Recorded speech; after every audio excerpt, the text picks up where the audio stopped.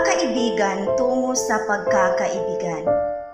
165 araw katumbas ng isang taong pagsasamahan, pagdadamayan, pagkukwentuhan na hanggang ngayon ay hindi ko malilimutan.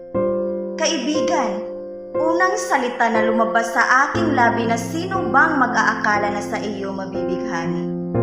Kaibigan, naalala mo pa ba nung unang pagpakilala sa akin sa paaralang elementarya na sabay tayong naglilinis at sabay tayong nagwawalis hanggang sa tayo ay pinapawis? Oo, kaibigan.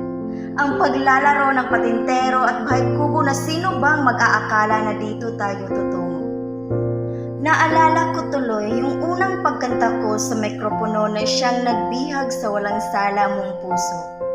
Kaibigan, bigkas ng iyong bibig sabay sabing, sa'yo ko lang naranasan ang pagkislap ng aking puso sa nagniningning mong kagandahan. Ang daming pangyayari na pilit kong iniwasan, na pilit kong tinakbuhan dahil ayaw kong mahulog sa isang kaibigan. Pero bakit patuloy mong ginawa ang mga bagay na pangkaibigan lang kung tayo ay magkaibigan lang?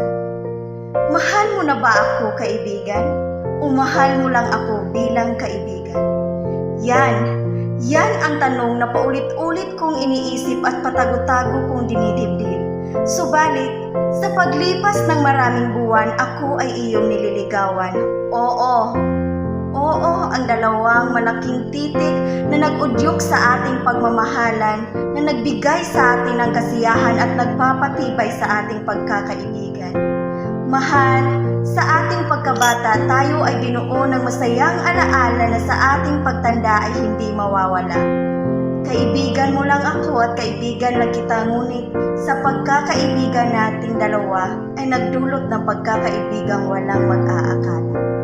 Maraming salamat.